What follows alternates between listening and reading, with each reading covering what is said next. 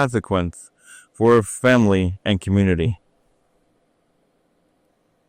Nathan Brooks was, by all accounts, a seemingly typical teenager. Those who knew him described him as quiet and somewhat withdrawn, but no one could have predicted the horrific act he would commit. Nathan's parents, Jonathan and Elizabeth Brooks, were said to be strict and upheld high standards for their son. Family members later recounted that Nathan often felt his parents didn't understand him, which strained their relationship. Friends and neighbors observed that in the months leading up to the incident, Nathan became more isolated and began showing signs of resentment towards his parents, but no one realized how deeply those feelings were. According to police report, Nathan's actions that night were shockingly premeditated. His motive, he claimed, was rooted in resentment. His parents had recently grounded him due to behavioral issues and the disapproval of certain choices he was making. On March 8th, Nathan waited until his parents had gone to bed. Then in a calm and calculated manner, he used a firearm from their home to shoot his mother and father in their bedroom. Both parents died from their injuries. Nathan then attempted to cover his tracks by staging elements to make it look like a robbery.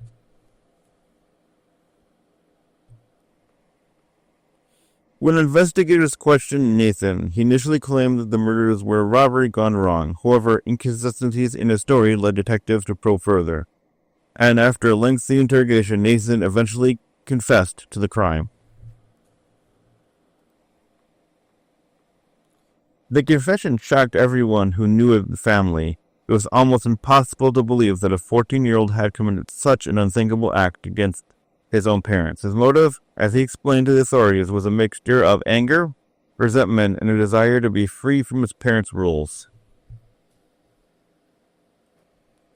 However, due to the severity of the crime, Nathan Brooks was charged as an adult in the state of Washington. His trial brought intense scrutiny to the legal system, which debates over whether juveniles should be tried as adults in such cases. The tragedy of Nathan Brooks' case reminds us the importance of mental health, especially in teenagers. In hindsight, there may have been warning signs that Nathan's growing isolation and resentment, but in many cases, these signs are often hidden or misunderstood.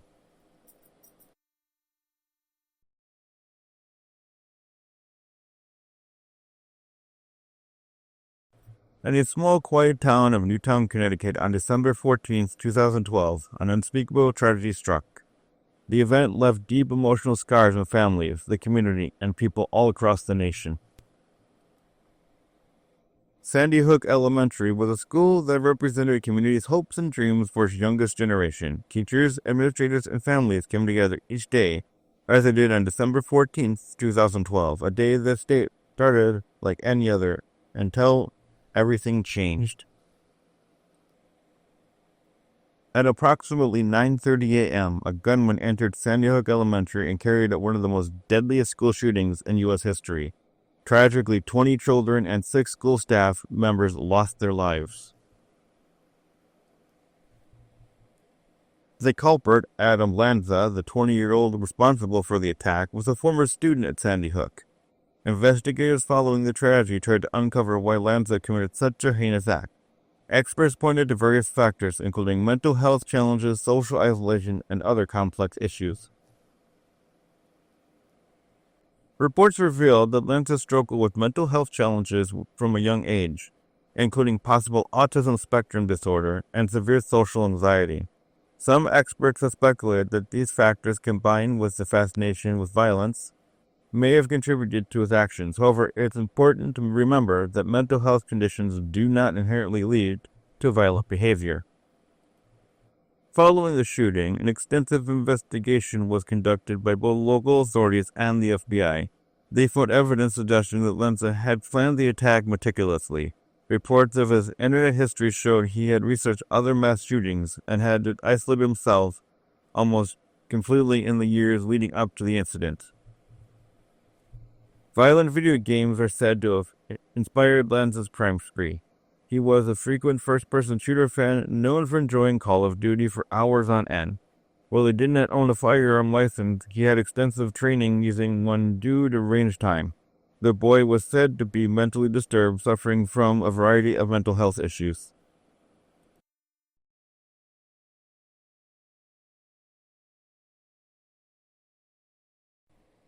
To understand this next case fully, we need to start with some background on Nicholas Cruz.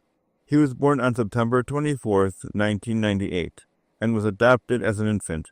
He had troubled childhood marked by behavioral issues and a series of disciplinary incidents both at home and at school. Cruz struggled academically and socially, exhibiting disturbing behavior from a young age. Over time, he was diagnosed with several mental health conditions, including depression and ADHD. His teachers and classmates noted his fascination with guns and violence, leading to multiple suspensions and ultimately expulsion from Marjory Stoneman Douglas High School. That all changed on February 14, 2018, when Cruz returned to high school with a semi-automatic rifle. Over the course of a few minutes, he opened fire on students and staff. Police arrived on the scene quickly, but by then, the damage had been done. Cruz was apprehended shortly afterwards. Following the shooting, Cruz was charged with 17 counts of murder and 17 counts of attempted murder. He pleaded guilty to all charges in October of 2021, and a lengthy sentencing trial began. The jury ultimately recommended a life sentence without parole, a decision that sparked significant debate across the country. The tragic event brought attention to significant gaps in school security and mental health systems. Many asked how could someone with such a history have access to firearms?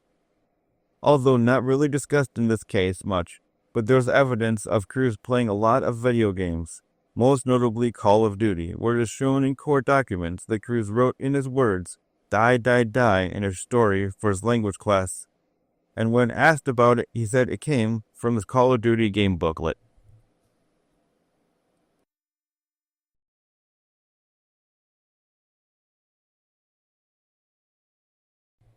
In 2005, a crime shocked a small Alabama town and later the entire nation.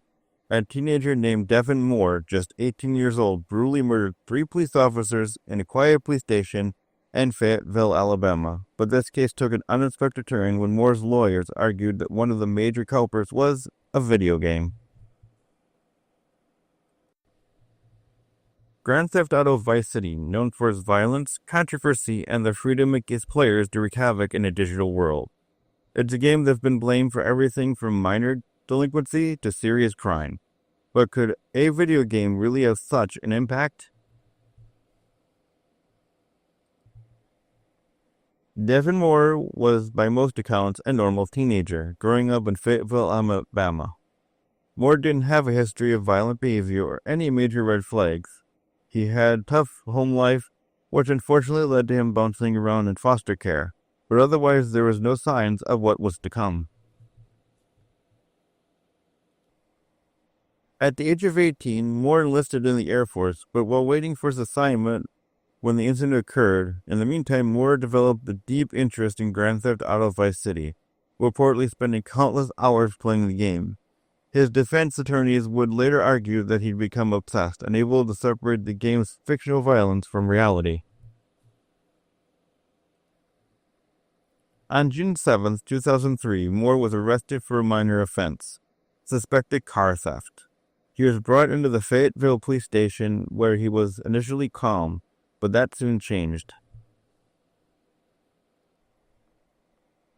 Because without warning, Moore attacked Officer Arnold Strickland, grabbed his service weapon and shot him, and then proceeded to shoot 2 other officers, James Crump and Ace Mueller.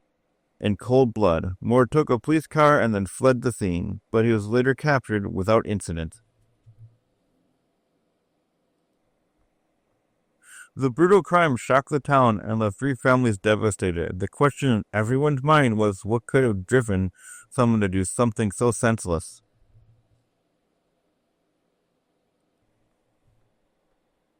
During Moore's trial, his defense team argued something unprecedented. They claimed that Grand Theft Auto Vice City was a contributing factor to Moore's violent behavior.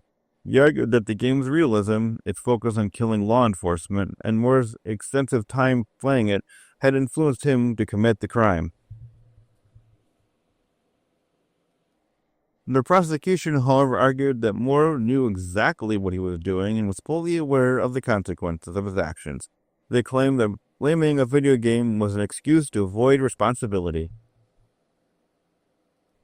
The trial caught the attention of the media nationwide. Major networks, newspapers, and talk shows debated the role of violent video games, with Grand Theft Auto at the center. Some argued that games like Vice City desensitized young players to violence, encouraging risky and even criminal behavior. Others believed that was a scapegoat and that the problem was far more complex. This became a flashpoint for both sides of the argument. Parents, teachers, and some psychologists warned about the potential harm of violent video games. Meanwhile, gamers, developers, and First Amendment advocates argued that video games were simply a form of entertainment, and that the blame was being unfairly placed on the gaming industry. In 2005, Devin Moore was found guilty of capital murder and sentenced to death. The judge ruled that Moore's actions were intentional, and that the jury rejected the idea that a video game could be responsible.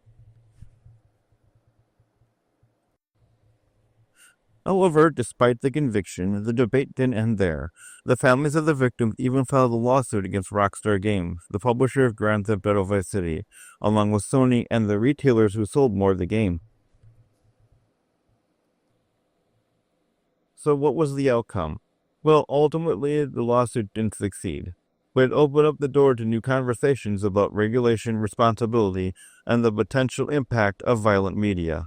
To this day, the argument over whether violent video games contribute to real-world violence remains unresolved. Scientific studies have offered conflicting results, some suggesting a minor increase in aggression, while others show no correlation to violent video games. So, did Grand Theft Auto really cause this? That's a question that may never have simple answers. Devin Moore was responsible for his actions, but his case raised important questions about the influence of media on young minds.